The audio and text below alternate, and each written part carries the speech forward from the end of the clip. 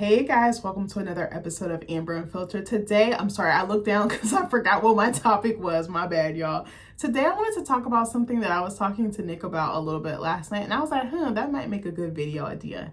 So I wanted to talk about like queen bees or mean girls in work. I think I have another video from like months ago, like 6 or 7 months ago or something like that, that I talked about this with, but I was like, I think I want to talk about it again because I was like, I might have a different perspective or take. If not, I might not upload it, but anyways, yeah, I know I be talking and y'all ear off, but anyways, before I do that, don't forget to like, comment, and subscribe. Also, if you want to cash at me at AmberUnfilteredShow, that'd be greatly appreciated. So I was thinking about this one particular job I had, and I was like, that was a very painful experience being treated like that by another woman, because I was like, damn, what did I do to you? Like, I think this girl literally hated my guts, and she couldn't hide it. Like, energy to me does not lie. I feel like it announces itself before you have the chance to speak or interact with someone.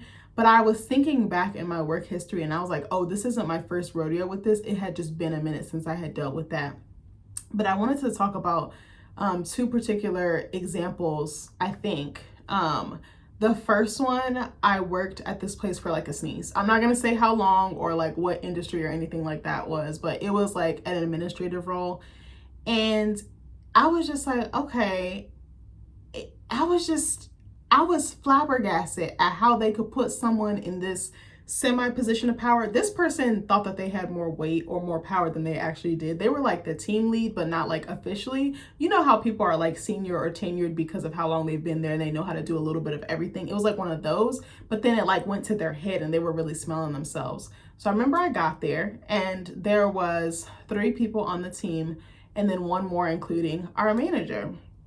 And it was all women. So I was like, okay, cool. I have no problem with that. The thing is, I try and be polite and nice and friendly to everybody until you give me a reason not to be. And even sometimes if I feel smoke from you, I'm gonna still try and kill you with kindness unless I'm feeling petty. It just depends on my mood and how much you try me. Like, I'm just being honest here. I'm human, right? I'm not perfect. So I remember I came into the position and I was like, okay. And there was only one other Black woman there. So automatically, not to be whatever, but automatically I'm gonna tend to gravitate to the Black woman because what's understood doesn't need to be explained. Honestly, a lot of the times when I've gone into corporate settings or organizations, I feel like there's just a kinship with Black women. I've been friends with Asian women, Hispanic, white, whoever, mixed, whoever, but I just feel, more seen, and I feel just like a deeper connection. Not to say that I can't connect with other races of women, but that's just always been my experience. And I feel like there's a unspoken bond, and there's like an unspoken, like, I'm gonna look out for you, you look out for me. Like, if you scratch my back, I'll scratch your back.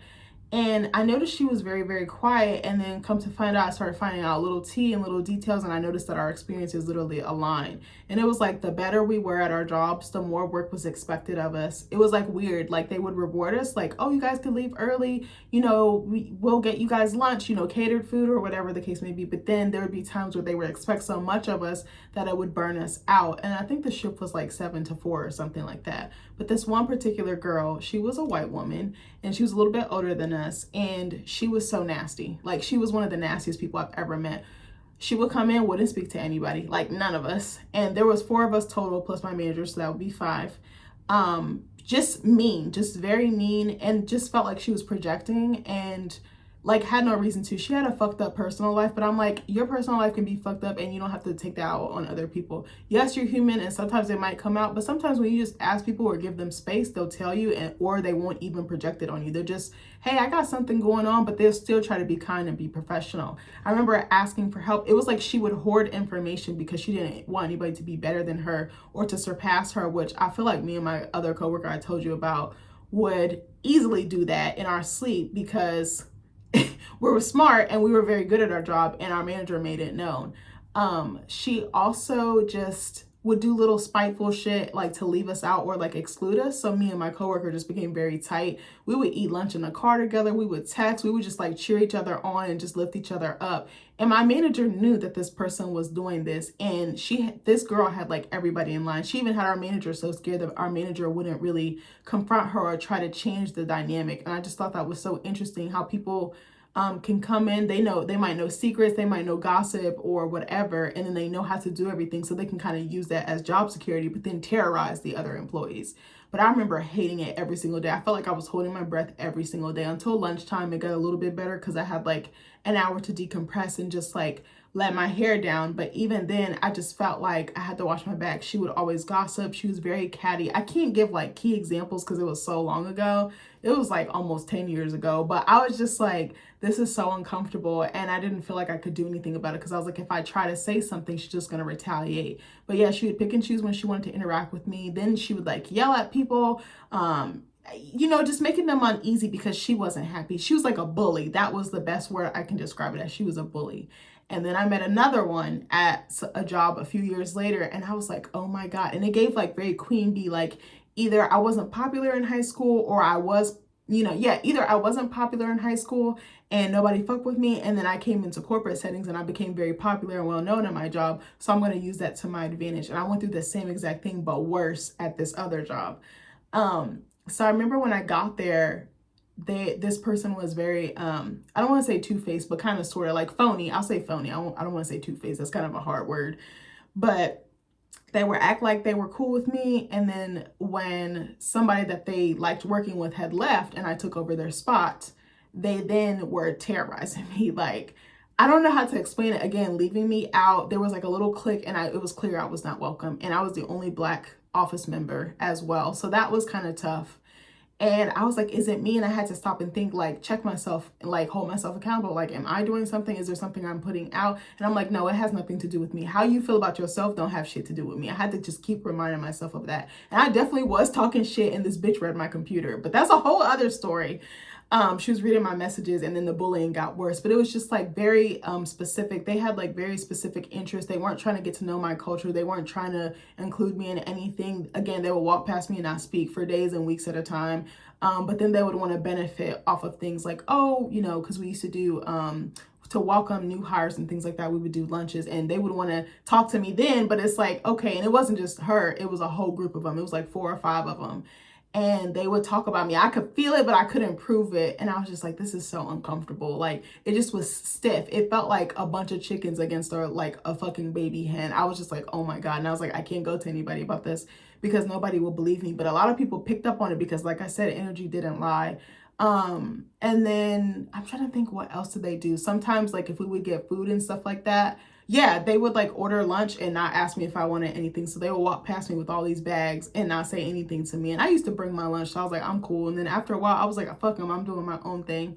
And they were very threatened by other women. That was the other thing. And again, it was like that popularity thing because one of them didn't really have the best social skills. And so I think it was kind of, they didn't have the best social skills and they didn't have the best work ethic, but because they were so popular and they had been there so long, it was like they got to use it to their advantage and they could skate by being very average. And so I think me coming in and like really excelling at my job was just like, it put a target on my back and I was like, bro, I don't care. Like I said, I'm just going to go beast mode. I'm just going to do my job to the best of my effing ability.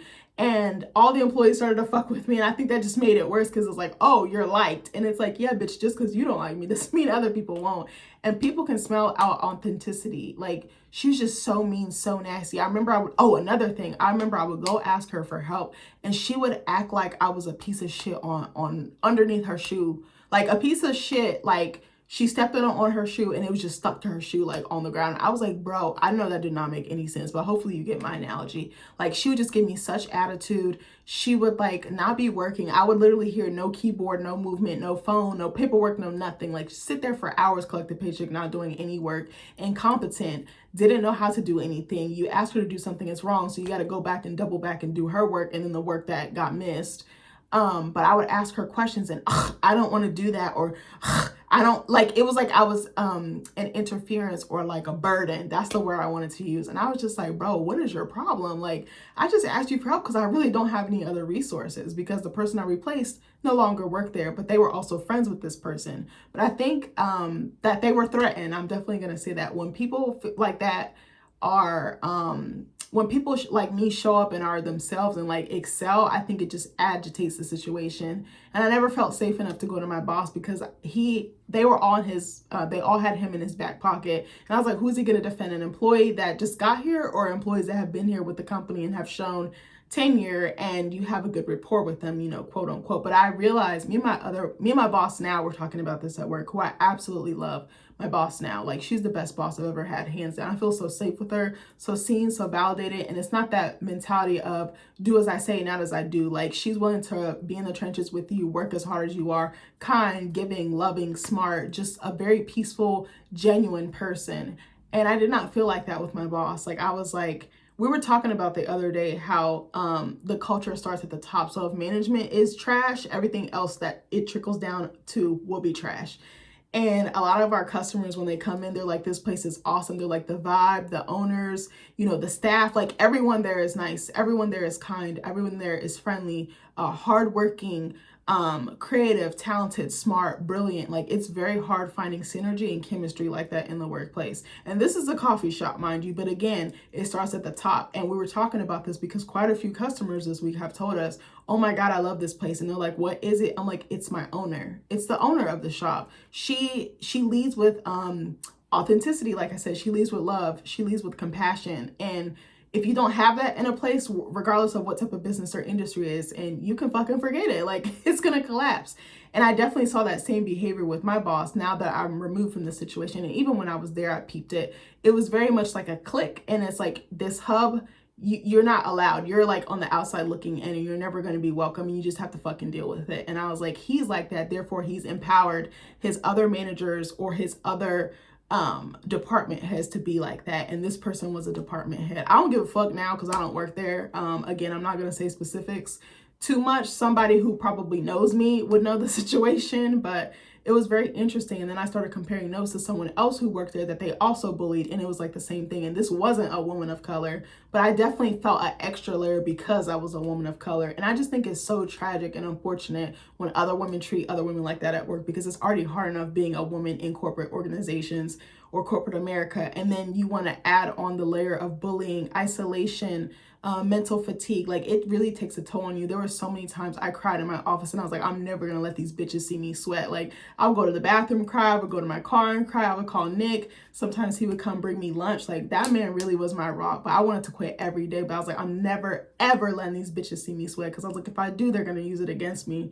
But I was just thinking about how fucked up of a person you have to be to project and lead with hatred or vitriol to someone else. Like I will never get it. I'll stand on this hill to the day I die. Kindness is literally free. You do not know what other people are going through, especially behind closed doors. But I just think it's fascinating in a fucked up way how people that popularity almost like goes to their head and they don't know how else to act or how else to move. And especially if they're not checked, if it's just enabled and it's just empowered, like it's just so crazy to me. And this happens in so many organizations, so many industries. And it's really effing sad because I think that contributes to good workers leaving and not wanting to come back. And then it just creates this cycle of high turnover. Like it's so bad.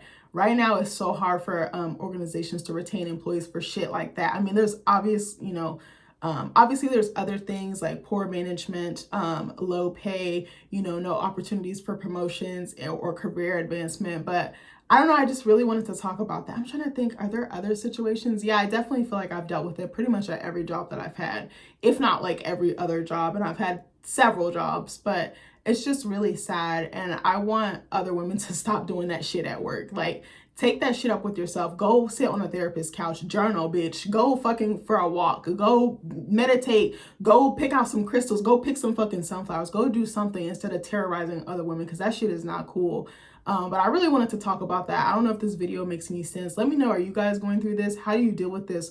What things did you do to purge that feeling or purge that pain? Because it is, I don't want to say traumatic, but like low key it is.